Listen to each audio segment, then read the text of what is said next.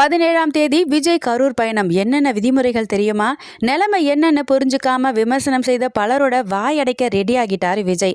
ஆமா மக்களே, அக்டோபர் 17ஆம் தேதி வெள்ளிக்கிழமை கரூருக்கு போய் 41 குடும்பத்தினரை சந்திச்சு ஆறுதல் சொல்றதோட அவங்களுக்கு ஆல்ரெடி அனௌன்ஸ் பண்ண மாதிரி ஒவ்வொரு குடும்பத்தினருக்கும் தலா 20 லட்சம் நிவாரண நிதியை வழங்க ரெடி ஆகிட்டாரு தமிழக வெற்றி கழக தலைவர் விஜய்.